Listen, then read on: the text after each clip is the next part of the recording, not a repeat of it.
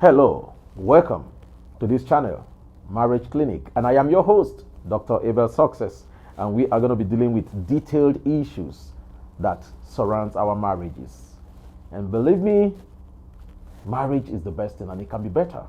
So, follow all the social media handles and don't forget, you're going to enjoy this segment. And we're going to be dealing with a lot of marital issues. I mean, it's so appalling. What is really going on? A young man grows up, has so much dreams, aspirations, expectations, so much hope that marriage is going to bring him to another best place of life, a place where he will be happy, a place where he will feel cared for, loved, and cherished. And he spends all his life with this dream, suddenly ends up in marriage, picks a woman that he feels he loves. Of course he loves her. And they tie the knots. He spends putting so much energy, so much resources to acquire this woman that he wants to spend the rest of his life with, happily ever after. Few years down the line, the story is a different thing entirely. What is going on? What really went wrong? And then he's opting for divorce. Is divorce always the way out? We need to deal with this from God's perspective. The young woman on her part, trained by her mother, taught how to care for a man, taught how to live in marriage. And she spent all her life hoping that one day she'll be cared for. She will end up in the arms of a man who will protect her, who will be there for her, who would give her assurance. And eventually she's in marriage. Few years, the world comes crumbling on her. She's locked up, bastardized, cheated on, treated so badly. And she's wondering, where did I get it wrong? What really happened? Could marriage have been a scam? A lot is being said about this. But of a truth, we need to answer this big question. It's a long gap. A huge gap. It's a huge gap between what God wanted and intended for marriage. What is God's intention for marriage in the first place? When we go back to the Garden of Eden in Genesis, where God instituted the first marriage between the man and the woman, Adam and Eve, we tend to look around it and see what really happened. I believe one thing, couples are given to too much carnality. When I mean carnality, I'm not talking about worldliness. I'm talking about being detailed in the physical thing and forgetting the foundation of this whole thing. Imagine if Adam was taking his place and spending all the time with Eve. Imagine that if Adam was really active with his wife, they were always together. Do you think the serpent could have had the opportunity to creep in and distract the woman? No. It would have been a different story. On the other hand, let's look at it this way. If Eve was busy filling her gap, taking her space, maybe doing something, engaging her life and her time, would she have had the opportunity or the time left for the serpent to come have a discussion with her? No. I think we are missing it all. We are losing our place and our positions in marriage. The best thing God wanted for marriage was to have his family on earth. So when this whole thing comes crumbling and crashing, the man and the woman might be victim alike. But where there are children, the children are the target of the enemy. Because a good society is built from families, godly families, families that understand the values for life and for what they become in the society. So if Satan can attack the family and destroy it, the society is what it turns out to be today. I am afraid. I am really afraid. I am a victim. Am I proud to be a divorcee? No, I am not proud. I am not. But what could have happened? Let's ask those questions. What could have happened if I had stayed and maybe lose my life at the cost of trying to stay? What would be your response today? What would you have told of me? Why didn't he leave when he had the opportunity to leave? And now to stay alive, I left. I've received all manner of critics from friends. I've received all manner of critics, I can tell you that. I've been labeled. I've been blackmailed. I've been abused. I've been through a lot in this period of my life. What I've been through in the period of my divorce is nothing compared to what I've been through in the 14 years of the marriage that was so abusive. And I wonder, what do you really want for yourself? The beautiful thing is to be alive to face God's plan for your life. After all this whole period, I look at it and I know if I could go through this, a lot more people are going through the same thing. People who can't even speak out.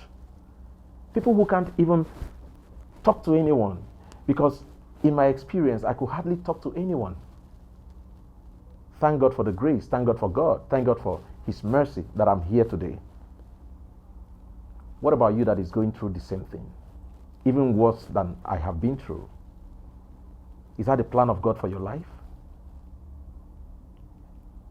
Is marriage built on two people always quarreling, fighting? What is the reason? What is the fact? What are the issues behind these troubles that we cannot overcome? This is my perspective. And like I said, I have series on my own story. I'm going to tell the world my own story, and it will inspire you. Marriage is more than what we look at it today to be. Why can't we bury our personal differences, selfish interests? A lot of us come into marriage with selfish interests. We just want it personal, everything personal, and forgetting the values of marriage. I know some of you have gone through a lot who are divorced already. You must have been through a lot because I've been there too. I was there.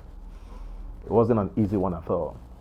So, we are here to just speak about these things that are so critical in marriages, and a lot of people are going through the pains of their life. You didn't come into marriage to become miserable. You didn't come into marriage to end your destiny and your life and all your dreams in life. Marriage is supposed to aid it. Marriage is supposed to help you accomplish and achieve the purpose of God for your life. But in return, what do you get? Disappointment. I had this experience. It wasn't easy. And if this could happen to me, how much more whoever is going through this out there? We're going to be using this medium to reach out to you and see how we'll speak into your life, into your marriage. We talk about it. So for those of you who are divorced already and have been able to go through it successfully, we'll be hosting you on this channel. Time to time, we'll be hosting you on this channel. For those of you who have a story to tell us, something to say that you might be going through right now, we would like to have your story. We would like to have you tell us your experience also. And for those of you who are happily married and you're doing it the right way, that is the intention of God. We would also like to tell your story, and we'd like to have you tell us the way you have done it, which could have been different. So we'll be looking forward to those segments as well. One thing is very important here: the family value. What are the values we're putting in our families?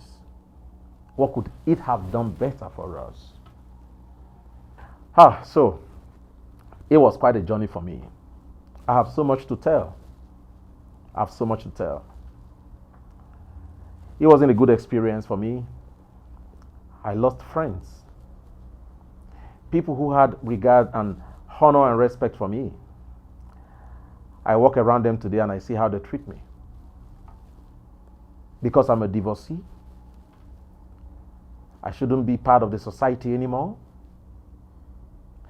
Because I'm a divorcee, I shouldn't have a voice to speak again. People I have impacted, people I have blessed from my pastoral office and my prophetic office. Some see me today and want to spite at me because of the things they have heard. What about my side of the story? Does anyone really care to know my side of the story? But the good news is that I'm not here to tell you my side of the story simply because I want to gain your sympathy or gain back your respect and your honor.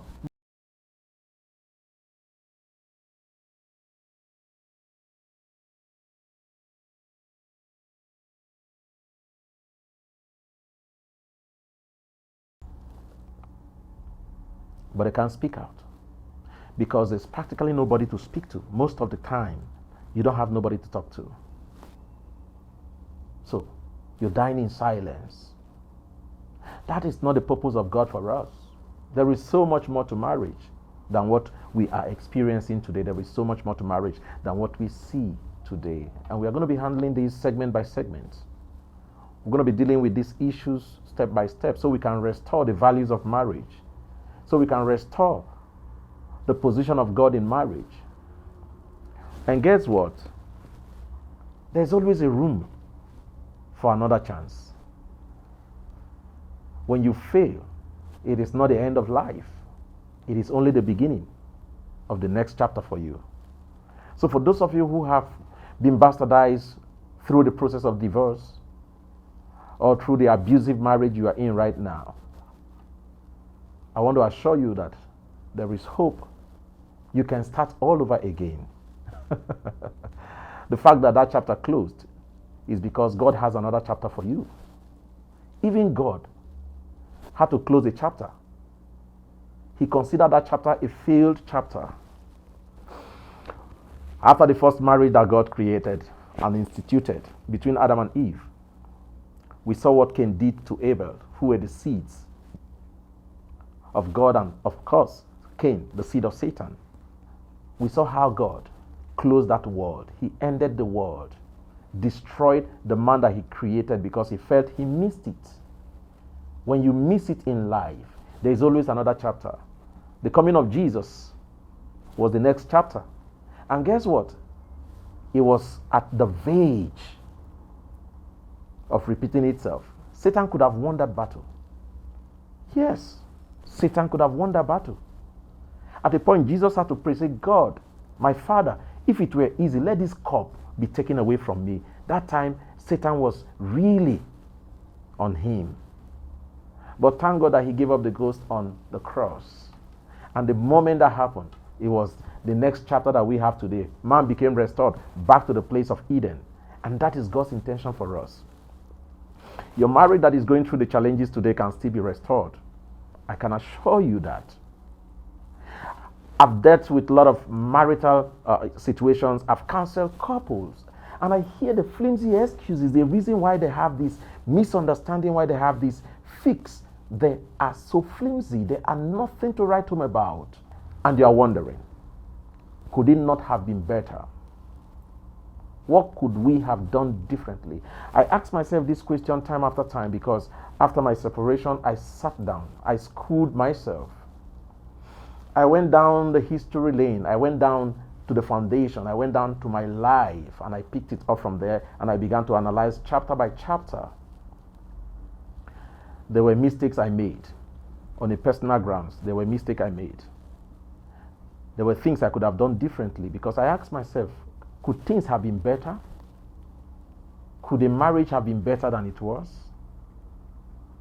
There were things I could have done differently. But I didn't pay attention to these details. Maybe you are not paying attention to some details. And that's the reason why you're having the problems you're having. If we could pay attention to details, we'll resolve the marital issues and the challenges that we are faced with in our society today. Look around you. Look around your environment. Children have turned to become something else, uncontrollable by parents. Parents no longer have the right to correct their children. Values are gone. Respect is gone. Do you think another spirit is creeping into this world to take the children? No, it began from marriage. The parent losing respect for themselves translate and transfer to the children. The parent fighting every day, it transfers to the children. I look back to the other generation and I could tell you, for example, my parents, my mom and my dad. You need to see how they have their issues. Sometimes my dad is angry with my mom and he will complain. My mom is not happy. She will complain to us, the children. Guess what? No matter how they complain and no matter how they have their issues, they are still together. And it's been over 50 years of marriage and my parents are still together. Still going on. And here is me. I couldn't even survive 15 years. What happened? Why? Is a question that we must ask. And we must seek answers to these questions. I remember a couple of experiences and a few seasons. My father would complain about my mom and complain about my mom. And guess what? My mom would just travel a little bit to spend 1 or 2 weeks with some of my siblings. And my dad would go like, is she not tired where she is? She should come back. You should tell her to come back. And I'm like, but if she comes back, you're always having issues with her. You say, that's the issue between husband and the wife. I mean, how funny can that be? We quarrel. But we are not enemies. We are friends. And let me tell you the truth. The intentions of God for marriage is not that we are going to have issues with marriage. I hear people say, no home is perfect. No marriage is perfect. That is not true. There is nothing God has done on this earth that is not perfect. Everything God did on earth is perfect. Marriage can be perfect. Marriage is perfect. But when we can't marry our interests together to follow and pursue after one goal, then we have imperfection. If we invite the understanding and the values of marriage back into our homes, I'm sure we'll have something different from what we have today. I tell you this. I'll share a little story about a friend of mine who is a bishop, and the wife, a renowned woman of God. Very busy with herself, very busy with her ministry, very busy with her programs. Sometimes I wonder how she has little time for herself. So something happened someday. I went to visit the home, of which I frequent the homes most time. I frequent the home, and then we share a lot of Christian values, a lot of ministry values, and all. And when I have to do some project for them as well. So we're in the house someday with some friends. I think there was a little get together with some friends, and then we are seated on the dining table. There are maids in the house. People were serving. And then they serve the husband his food. When I look at the plate of soup is different from the plate that we all had. And I'm like, hey, I want that soup there. And the woman say, oh yes, Dr. Abel, I think you will like this soup. I made it myself. And I say, what? How? She said, oh no. I make my husband's food myself. I prepare his food myself. And I'm like, really, with all your tight schedule? She said, yes, I go to the market myself. I buy the ingredients. I come home. I prepare his food. That sank in differently. In our society today, a woman of that standard, a woman of that caliber would rather hire maids to serve the husband. So when I look around her life and she doesn't have friends, she often says, I don't have friends. I now know where her time goes. Her time goes to taking care of her husband and her kids. That is her spare time. Even though she's very busy with the things God has committed into her hands, she dedicates time for the husband and for the children. Do you think that man, in his rightful senses, will end a marriage? No. Do you think Satan can have a way and a place to creep into that home? No. So when they come out to say, we love ourselves and we love each other, they are not trying to paint a picture that is not real. They have it going from the inside. And you are privileged to see it at the outside. This is the problem today. No matter how busy the woman is, what is the place of your husband? What is the place of your children? No matter how busy the man is, what is also the place of your wife? This same person that I'm referring to, you won't see him hang out with friends. Instead, his friends should come to his own house and spend time with him to keep him closer to his family. The man who goes out to spend time outside with friends has lost value in his home. If there is value in his home, no man wants to go out there. I can equally say it about a man who goes out to cheat on the wife. He has also lost it in his home. Because whatever he's going out to look for, if he can find it at home, no man wants to go out there. It is foolishness. There is no wisdom. This is my concern. The next generation, what do we leave for them? If we can't correct our children nicely today, and they listen to us, how will they correct their own children? The wind of divorce is such a negative wind on the society, and we are losing it. We are losing valued families. We are losing talents. We are losing people. We are losing intellectuals. One thing bad marriage will do to you is to shut your life down. Shut everything down. I was a victim. Anything I'm going to be telling you on this channel is my experience. I've been there. And when I speak, I know some of you will feel like, if you know this much, why couldn't you retain it? Why couldn't you keep it? What I know now, I wish I knew it then. If I knew it then, the story would have been different. But sometimes we learn as life goes and treats us in process. And I'm better off now. And I think I can tell and teach so you could have it better. Let my story and let my life become the book you're going to read and the process you will take. So, follow us on all our social media handles for next segment of Marriage Clinic. I am your host, and Dr. Abel Success is my name. I'll see you in the next segment. Share this video, share all the social media handles, and invite your friends to follow us because we will be learning a lot. We're going to be treating a whole lot. Hello.